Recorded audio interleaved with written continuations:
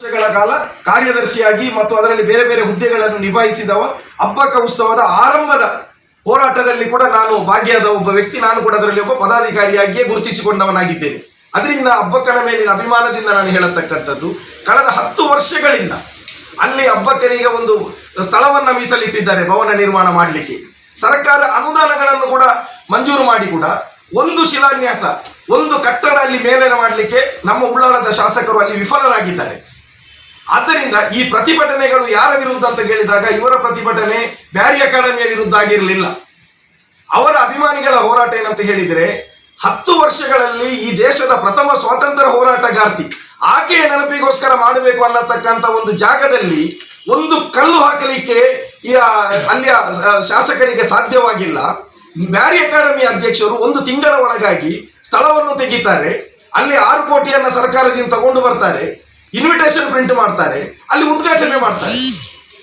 ಅಬ್ಬಕ್ಕ ಭವನಕ್ಕೆ ನ್ಯಾಯ ದೊರಕಿಸಲಿಕ್ಕೆ ಆಗದೆ ಆ ಬ್ಯಾರಿ ಭವನ ಅಲ್ಲಿ ನಿರ್ಮಾಣ ಆಗುವಾಗ ಇದು ಸರಿಯಾ ಅನ್ನತಕ್ಕಂಥ ಪ್ರಶ್ನೆಗಳನ್ನು ಕೇಳಿದಾಗ ಒಬ್ಬ ಅಬ್ಬಕ್ಕನ ಅಭಿಮಾನಿಯಾಗಿ, ಒಬ್ಬ ಅಬ್ಬಕ್ಕನವನ್ನು ಪ್ರೀತಿಸುವ ಗೌರವಿಸುವ ಒಬ್ಬ ವ್ಯಕ್ತಿಯಾಗಿ ನಾನು ನಿಜವಾಗಿ ಇವರ ಭಾವನೆಗಳು ಸರಿ ಇದೆ ಅಂತೇಳಿ ನಾನು ಹೋಗ್ತೇನೆ. ಅದಕ್ಕೋಸ್ಕರ ಇನ್ನು ಮುಂದೆ ಬ್ಯಾರಿ ಅಕಾಡೆಮಿ ಅಧ್ಯಕ್ಷನಾಗಿ ಅಬ್ಬಕ್ಕನ ಅಭಿಮಾನಿಯಾಗಿ ಆ ಭವನ ಕೂಡ ಅಲ್ಲಿ ನಿರ್ಮಾಣ ಆಗಬೇಕು ಅನ್ನತಕ್ಕಂಥ ಬೇಡಿಕೆ ಮತ್ತು ಒತ್ತಾಯವನ್ನ ಸರ್ಕಾರಕ್ಕೆ ಮಾಡುವ ಮೂಲಕ ಅಲ್ಲಿ ಅಬ್ಬಕ್ಕನ ಭವನವು ಚಂದವಾಗಿ ತಲೆ ಎತ್ತಬೇಕು, ಅದರ ಜೊತೆಯಲ್ಲಿ ಬ್ಯಾರಿ ಭವನವು ಚಂದವಾಗಿ ತಲೆ ಎತ್ತಬೇಕು. ಒಟ್ಟು ಸಾಂಸ್ಕೃತಿಕ ಚಟುವಟಿಕೆಗಳಿಗೆ ಮನಸ್ಸುಗಳನ್ನು ಒಗ್ಗೂಡಿಸುವ ರೀತಿಯಲ್ಲಿ ಆಗಬೇಕು. ಈ ಪತ್ರಿಕಾಗೋಷ್ಠಿಯ ಮೂಲಕ ಕೂಡ ನಾನು ಸರ್ಕಾರವನ್ನು ಆಗ್ರಹಿಸುತ್ತೇನೆ. ಅಬ್ಬಕ್ಕನಿಗೆ ಅವಮಾನ ಮಾಡಿ ಅಬ್ಬಕ್ಕನ ಕಟ್ಟಡವನ್ನು ನೀವು ಮಾಡದೆ ಇಲ್ಲಿ ಬ್ಯಾರಿ ಭವನ ಮಾಡುವ ಮೂಲಕ ಅಬ್ಬಕ್ಕನಿಗೆ ಅವಮಾನ ಮಾಡುವುದಾದರೆ ಈ ಅವಮಾನವನ್ನ ಕರ್ನಾಟಕ ಬ್ಯಾರಿ ಸಾಹಿತ್ಯ ಅಕಾಡೆಮಿ ಅಧ್ಯಕ್ಷನಾಗಿ, ಅಬ್ಬಕ್ಕನ ಅಭಿಮಾನಿಯಾಗಿ ಮತ್ತು ದೇಶದ ಒಬ್ಬ ಸ್ವಾತಂತ್ರ್ಯಗಾರ್ತಿಯ ನೆನಪಿಸಿಕೊಂಡು ಸ್ಮರಿಸಿಕೊಂಡು ನಾನು ಕೂಡ ಇದನ್ನು ಖಂಡಿಸ್ತೇನೆ, ನಾನು ಕೂಡ ಇದನ್ನು ವಿರೋಧಿಸುತ್ತೇನೆ. ಈ ಕಾರಣದಿಂದಾಗಿ ನಮಗೆ ಪೊಲೀಸ್ ನಮ್ಮ ಅಧಿಕೃತವಾದಂಥ ಜಾಗ RTC ನಮ್ಮದಿದೆ, ಯಾರು ಹತ್ತಿರ ಬರುವ ಹಾಗಿಲ್ಲ, ಅತಿಕ್ರಮಣ ಪ್ರವೇಶ. ಹಾಗಿದ್ದ ಮೇಲೆ ಆಯುಕ್ತರಿಗೆ ದೂರನ್ನು ಕೊಟ್ಟು ಅಲ್ಲಿ 4 ಪೊಲೀಸರನ್ನು ನಿಲ್ಲಿಸಿ ಸಭಾ ಕಾರ್ಯಕ್ರಮ ಮಾಡೋದು ದೊಡ್ಡ ವಿಷಯನಲ್ಲ.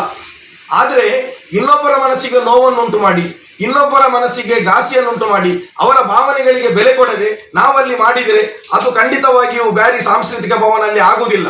ಅಲ್ಲಿ ಮನಸ್ಸು ಛಿದ್ರ ಮಾಡುವಂತ ಕಾರ್ಯಕ್ರಮ ಆರಂಭವಾಗುತ್ತೆ. ಅದು ಆಗಬಾರದು ಅನ್ನತಕ್ಕಂಥ ದೃಷ್ಟಿಯಲ್ಲಿ ನಾವು ಕರ್ನಾಟಕ ಬ್ಯಾರಿ ಸಾಹಿತ್ಯ ಅಕಾಡೆಮಿ ಒಂದು ಒಳ್ಳೆಯ ಒಂದು ನಿರ್ಧಾರವನ್ನು ನಾವು ಮಾಡಿದ್ದೇವೆ. ಆಮೇಲೆ ಧಾರ್ಮಿಕವಾಗಿ ಏನಿದೆ ಅನ್ನತಕ್ಕಂಥವರಿಗೆ ನಾವು ನೀಲಿ ನಕ್ಷೆಯನ್ನು ನಾವು ತೋರಿಸ್ತಾ ಇದ್ದೇವೆ, ಬಂದು ನೋಡಬಹುದು, ಯಾವುದೇ ಕಾರ್ಯಕ್ರಮ ಇಲ್ಲ. ಆಮೇಲೆ ಆ ಕಾರ್ಯಕ್ರಮದಲ್ಲಿ ಯಕ್ಷಗಾನವೂ ಆಗ್ಬೋದು, ನಾಟಕಗಳು ನಡೀಬಹುದು. ಈಗ ನಾಟಕಕ್ಕೆ ಯಕ್ಷಗಾನಕ್ಕೆ ಒಂದು ಒಳ್ಳೆಯವಾದಂಥ ಭವನ ತೊಕ್ಕೋಟಿನಲ್ಲಿ ಖಂಡಿತವಾಗಿಯೂ ಇಲ್ಲ. ಈ ಭವನ ಸಾಂಸ್ಕೃತಿಕ ಭವನ ಆದಾಗ 365 ದಿವಸ ನಾಟಕ ಆದರೆ ಅದು ಒಂದು ಒಳ್ಳೆಯ ಬೆಳವಣಿಗೆ. ಯಕ್ಷಗಾನಗಳು ನಡೀಬಹುದು, ಆಮೇಲೆ ನಮ್ಮ ದಫ್ ಆಗಿರ್ಬೋದು, ಮತ್ತೆ ಏನಿದೆ ನಮ್ಮ ಕೋಲ್ಕಳಿ ಆಗಿರ್ಬೋದು, ಇಂಥ ಸಾಂಸ್ಕೃತಿಕ ಕಾರ್ಯಕ್ರಮಗಳು ಮಾಡಬಹುದು, ಶೈಕ್ಷಣಿಕವಾಗಿ ಉಪಯೋಗ ಮಾಡಬಹುದು, ಹೊರತು ಧಾರ್ಮಿಕವಾಗಿ ಉಪಯೋಗ ಮಾಡುವುದಿಲ್ಲ ಅನ್ನತಕ್ಕಂಥ ಸ್ಪಷ್ಟನೆ.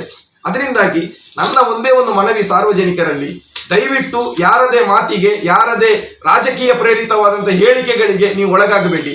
ಇದು ಯಾರೇ ಒಂದು ಸಮುದಾಯದ ಭವನ ಅಲ್ಲ, ಇದು ಕನ್ನಡ ಸಂಸ್ಕೃತಿ ಇಲಾಖೆಯ ನೇತೃತ್ವದಲ್ಲಿ ಅದರ ಬಯಲುಗಳ ನಿಧಿಯಲ್ಲಿ ಆಗತಕ್ಕಂಥ ಸಾರ್ವಜನಿಕವಾದಂಥ ಸಾಂಸ್ಕೃತಿಕ ಭವನ. ಇದು ಯಾವುದೇ ಧಾರ್ಮಿಕ ಕೇಂದ್ರ ಇಲ್ಲಿ ತಲೆ ಎತ್ತುವುದಿಲ್ಲ ಅನ್ನತಕ್ಕಂಥ ಒಂದು ಗೊಂದಲವನ್ನು ನಾವು ನಿವಾರಣೆ ಮಾಡುವಂತ ನಿಟ್ಟಿನಲ್ಲಿ ಮಾಡ್ತಾ ಇದ್ದೇವೆ. ಬೆಂಗಳೂರಿನಲ್ಲಿ ಮಾಜಿ ಅಧ್ಯಕ್ಷರು ಹೇಳಿದಾಗಿರತಕ್ಕಂಥ ಭವನ, ಈಗ ಕೆಲವು ಕೇಳ್ತಾರೆ ಅಲ್ಲಿ ಭವನ ಇರುವಾಗ ಇಲ್ಲಿಯ ಭವನಕ್ಕೆ ಔಚಿತ್ಯ ಏನು? ಒಂದು ಭವನ ನಿಮಗೆ ಕೊಟ್ಟಾಗಿ ಆಗಿದೆ ಅಲ್ಲ, ಅದು ಸರ್ಕಾರದ ಭವನ ಅಲ್ಲ, ಅದು ಖಾಸಗಿ ಅವರು ಸಾರ್ವಜನಿಕರಿಂದ ನಿಧಿ ಸಂಗ್ರಹಿಸಿಕೊಂಡು ಮತ್ತು ಸರ್ಕಾರದ ಅನುದಾನವನ್ನು ಪಡೆದುಕೊಂಡು ಮಾಡತಕ್ಕಂಥ ಒಂದು ಖಾಸಗಿ ಕಟ್ಟಡ ಇದು ಮಾಡತಕ್ಕಂಥದ್ದು.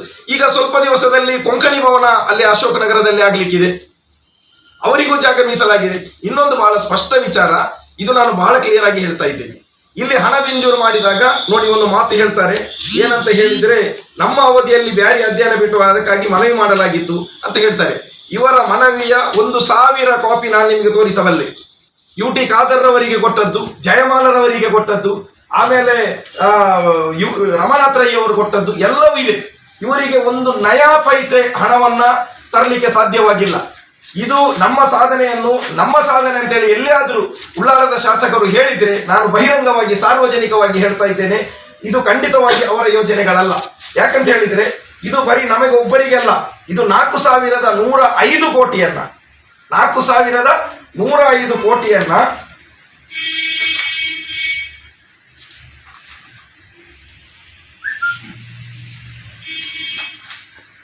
ಯಾವಾಗ